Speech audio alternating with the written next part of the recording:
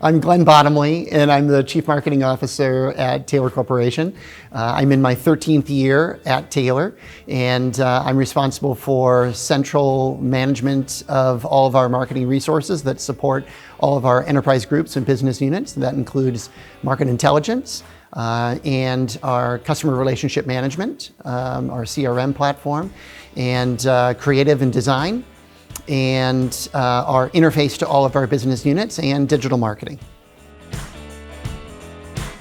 Probably some of my fondest memories was when I I was in middle school and I started to get active in sports. And the sport that was most interesting to me was the martial arts.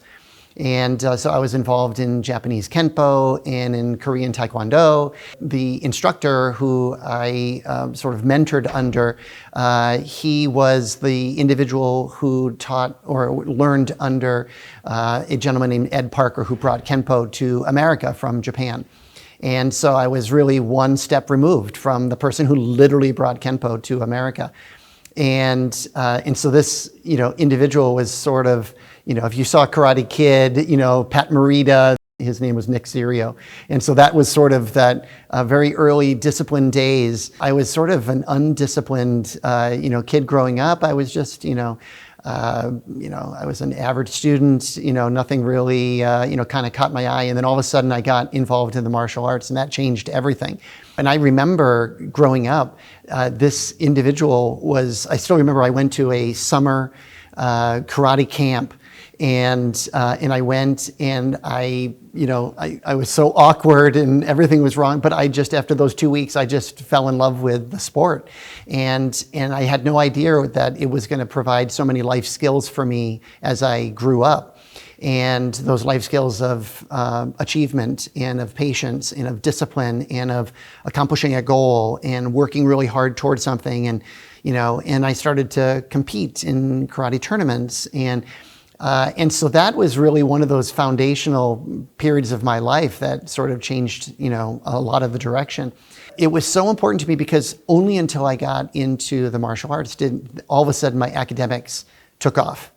And all of a sudden I was an A student, and I was doing my best, and I was always excelling, and everything that was happening there was translating into my sort of day-to-day life, in school. And so then I started to become very, competitive. I wanted to, win in tournaments. And so when I was 17 years old, I graduated from high school. It was that summer that I tested for my black belt, and that was after years and years of training. But then at that point, I was able to start competing regionally and nationally in karate tournaments all over. It was an incredible experience. And I started to get ranked in the sport, and there was regions, and I was ranked in the Midwest region, and I started to go to tournaments out on the East Coast, back to the teacher that I went to and studied as a young child, and went to his tournaments in New England, and I started to travel all over, and it was fantastic. And then I got injured. And I got injured when I was about 20 years old, and hurt my back and ruptured a disc in my back. And so that kind of killed my, tournament career. I couldn't really do that anymore. And then I still taught, and I still was able to train, but then the pain just continued to get so bad that I couldn't continue. And so ultimately, when I was 21 years old, I had to give up the sport, something that I had been doing for 10, 11 years, literally half my life at that point in my life. But as difficult as that was for me to transition out of that, I was able to sort of refunnel that energy into my academics. And at that point, I had already graduated with my bachelor's. But then had to decide, what did I want to continue with my master's degree. I went to the University of Minnesota for my MBA, and I went to school at night, and I was still, at that point, I was working for a competitor of Taylor's. But it was so nice because I was able to go to school at night and immediately apply what I was learning at school in the evenings, and then I'd come to work the next morning, and I would immediately be able to apply what I was learning in school in my day-to-day marketing work. And so that was this fantastic experience to go through that. And so then I was finally able to, sort of get pain-free after all of the injury and so forth. That took several years. But it was almost a decade where I was not able to do any physical training of any kind because it was just too painful to do that.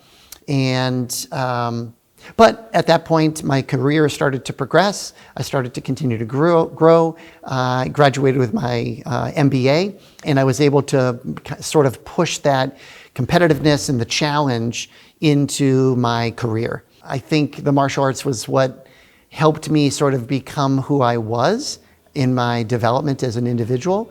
And that played a part in my early development, and then ultimately that discipline that I was able to translate and redirect that energy into my career. When I had to leave Rhode Island and leave, at that point, the person who meant the most, of course, my mom and dad and my family and so forth, but outside of, my family in school was this gentleman. His name was Nick Serio. After years of training with him, and I think I got to a purple belt, which is about, in Japanese Kempo, it's about in the middle. It's about halfway to black belt. And I was competing in the region at that point and so forth. But I remember I was really heartbroken that I was going to have to leave the school, particularly finding out that I was going to go to Minnesota and there was no Japanese Kempo schools, here. But at that time, my teacher, he gave me one of his own gi tops, which is the top that you wear, right? It's sort of a double fold. And it had the name of his karate dojo, so Nick Serio Kenpo. But then when I started to compete regionally and nationally, I decided what I was going to do was I was going to go back to his tournament in Rhode Island. It was called the Ocean State Nationals. And so I think I was 18 years old at that point, maybe 18 or 19 years old. So I told him that I was coming out to Rhode Island to compete in his tournament. And he was so excited, because I had not seen him since I got my black belt. So I wanted him to see that I made it. I mean, with all of that learning and everything, that foundation that he gave me, that I sort of wanted him to know that I did achieve the goal, that I earned my black belt. And, but what I didn't tell him was I brought and I kept all that time his gi top.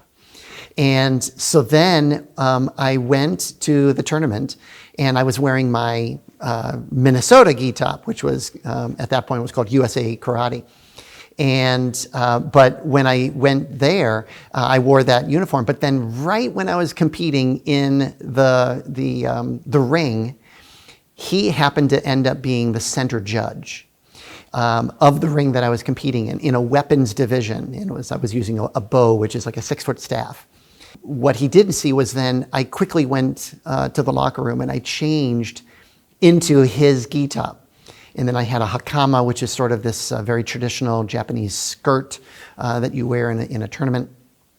And so then I appear in the ring and then I'm presenting the weapon to the judges. And of course he sees that I'm now wearing his gi top from, a decade earlier. And I'm competing in this ring that he's running and doing the kata or the form that he taught me.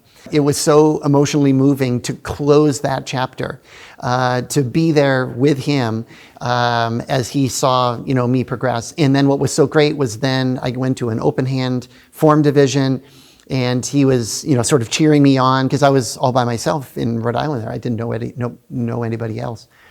And then I go to the fighting division, and he's in my ring, and he's cheering me on, and he's giving me techniques, and try this and try that, and it was just a moving experience. And although, like I say, I didn't walk away with any sort of trophies that day, the trophy I did walk away with was the moving memory of knowing that I sort of closed that chapter. And I never saw him again. And then a few years later, I found out that he passed away.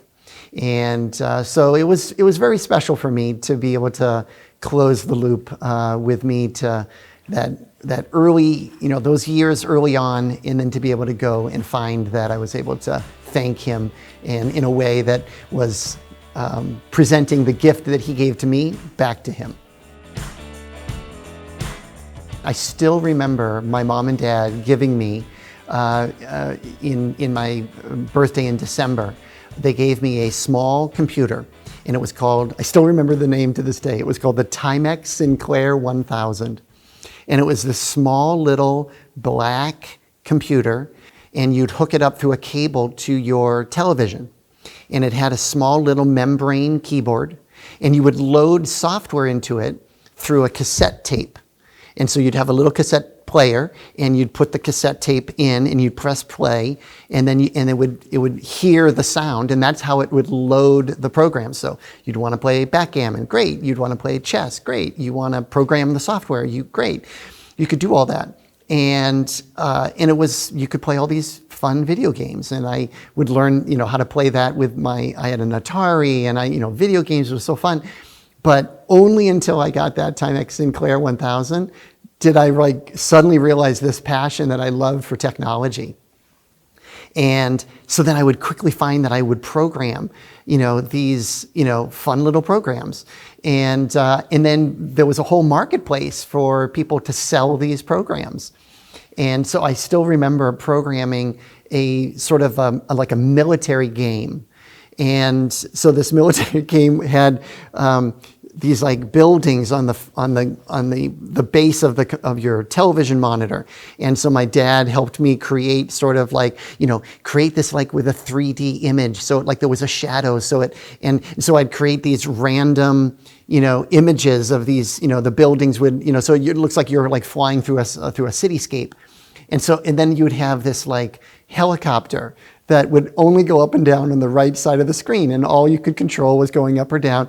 And then you'd have these random little, letters that would come down, and you'd have to shoot a little semicolon or a period towards these, images. And then there would be these little explosions as and I was I couldn't believe how fun that was. And you could program, a computer. And I remember really once I started at the University of Minnesota in my bachelor's, because of my dad, he was a numbers person, and he always, he was in manufacturing and in supply chain and in finance. And so he was very numbers driven. But I found that when I'd go to the university, I would take my accounting courses and the finance courses, and I would struggle in these courses.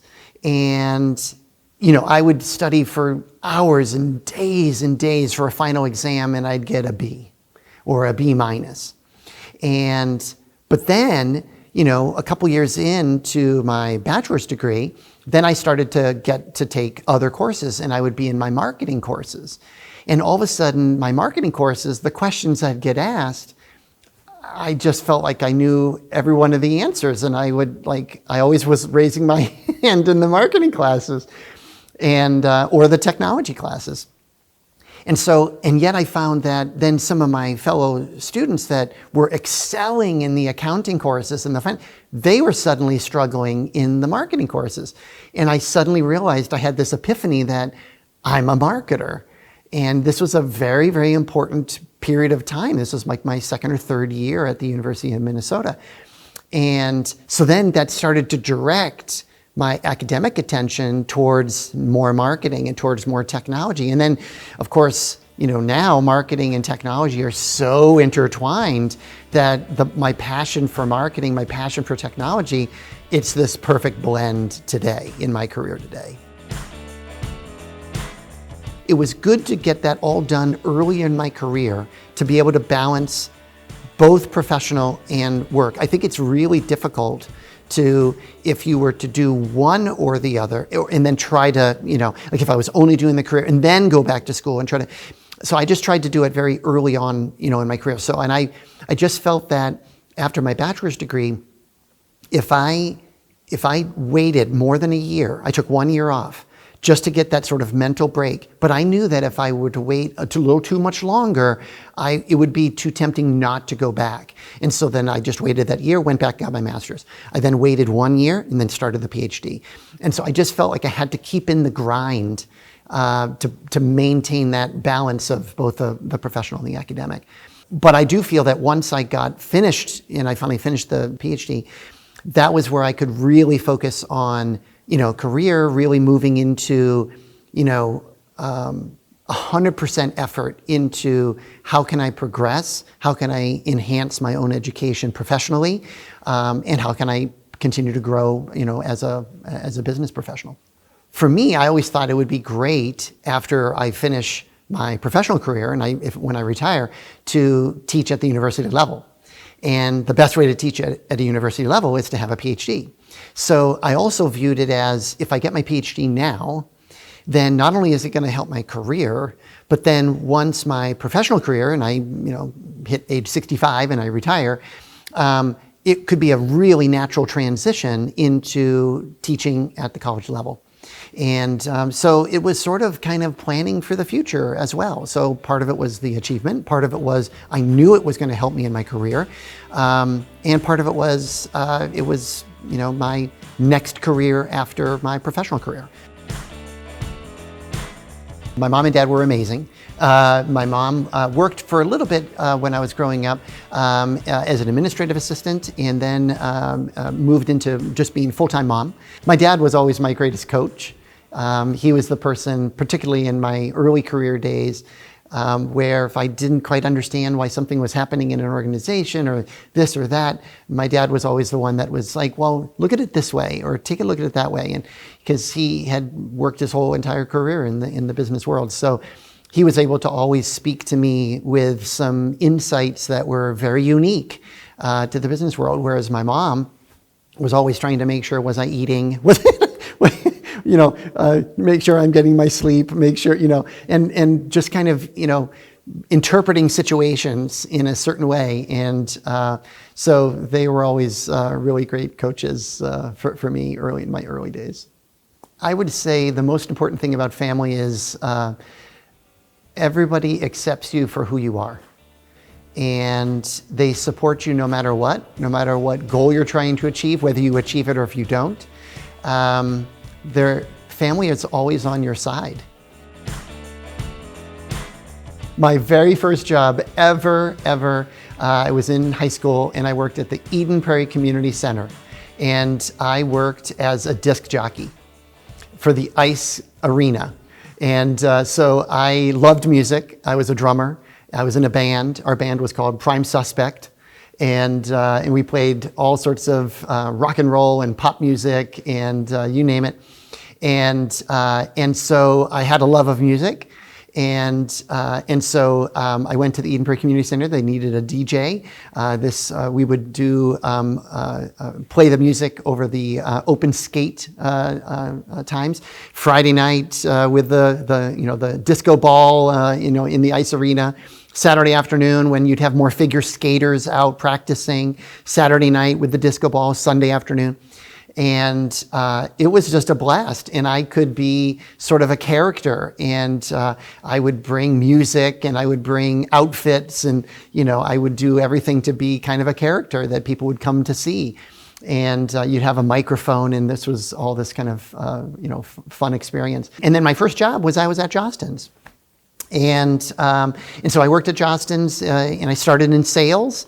I worked there for about a year and a half in sales. I worked out in New Jersey, then came back to Minnesota and managed all of their technology products. And so that was where the blend of marketing and technology, particularly marketing technology products, really came into real big focus for me in my career. I earned a patent on some technology that we built when I was there, worked there for about 5 years. But then I had an opportunity to go to sort of a cross-industry organization called SpanLink Communications. They're now called Converge One. They're owned by Cisco now today. But I managed all of their call center software. And I did that for a couple of years. But then got back into the printing environment and I went to LifeTouch. And again, managing all of their technology products and marketing that for yearbook publishing. So I was at LifeTouch for about 10 years, but I was really feeling at that point that I was sort of missing an opportunity of international marketing. Because LifeTouch at that time was primarily in America, a little bit in Canada, a little bit in Mexico. So I really wanted to move to an international organization. So I went to HID Global. And I could not have thought of a better company to go to be more international. They had offices in 170 countries. It was really phenomenal. And so I worked for them for about 3 years. And again, managed their technology products. And then at the end there, I was managing all of their worldwide launches for all of their products. It was really, really fascinating, but I got to travel the world for those 3 years, visited a lot of different countries, and really got that experience of what it's like to actually, market international products. But then I got an opportunity to come to Taylor. I loved working at Taylor, started coming up through the companies. And I was president of Walters Publishing, which is part of Corporate Graphics Commercial at that time. But then had an opportunity. Our CIO at that time retired, and our CEO at the time split that role up into a CIO role and a CTO role. And so our CIO at the time, Charlie Hipp, managed all of our cybersecurity and compliance and infrastructure and voice over IP and all that. And I was managing all of the technology front end, so mobile, social, e-commerce, innovation, digital, all of that. And so we did that for several years, and then managed all of our e-commerce companies for several years. But then got recruited away from Taylor, and I went to Sears Holdings. It was the Sears and Kmart stores, and managed all of their mobile retail shopping businesses for about 20 months. But then got recruited back to Taylor, and I've actually now been back at Taylor longer than my first stint that I was at Taylor. And so now that kind of brings me up to being a chief marketing officer for Taylor today. When I'm not working, a personal passion for me now, and has been for almost 20 years, is hot yoga. It is the physical activity of choice. It is what I do for my working out and so forth. You do a very prescribed sequence of yoga postures. It's sometimes affectionately known as 26 and 2. But it's 26 postures and 2 breathing exercises. It's an hour-and-a-half class. It's always the same sequence. It's raised, you do it in a room that's raised to a temperature of 105 degrees and 40% humidity. It's extremely difficult and challenging to do it, but then you get out of the class and you shower, you just feel on top of the world for days. It's an amazing physical activity. That's probably my, a personal passion that I have outside of work. And it's sort of, I can't do karate anymore, because of my injury, but I can do yoga. And so for 20 plus years, that's been my outlet, a physical outlet. But if I'm not doing that, I would definitely say that it is my social time. Everything is all done with my husband. John and I, we have been married for 7 years. We are very much foodies. We love going to the next new restaurant. We love trying any restaurant whenever we travel. We have a passion for travel. We love traveling. We love going to Chicago or Las Vegas or New York City. You name it. We absolutely love Palm Springs, California. We love that, particularly in the Minnesota winters.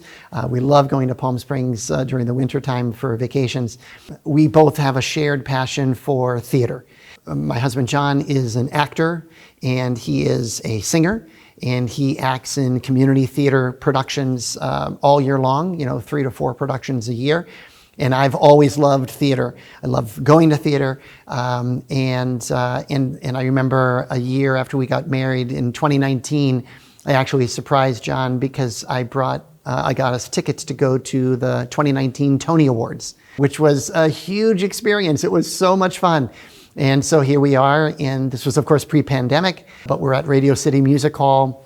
And we get to see lots of famous people, and we got to see, many of the shows that were up for awards.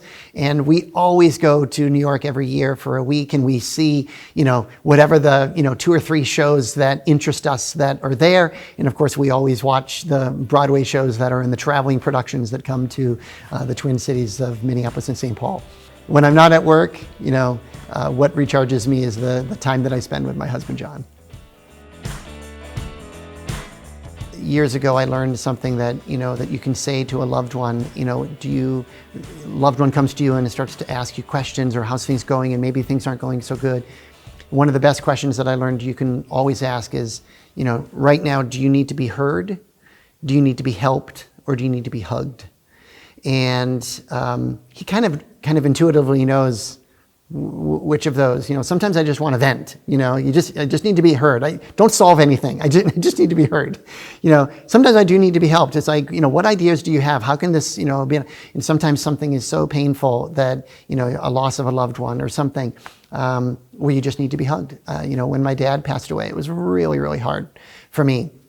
And the last night before my dad died, I remember going to be with my dad, and we're in my dad's room in his assisted living home, and he was on hospice care, and John was just in the room with me, and I was right next to my dad. I was holding my dad's hand. He was unresponsive, and I just wanted to be with my dad, but John just wanted to be with me, and that just meant an awful lot to me. That in that point, I didn't need to be heard.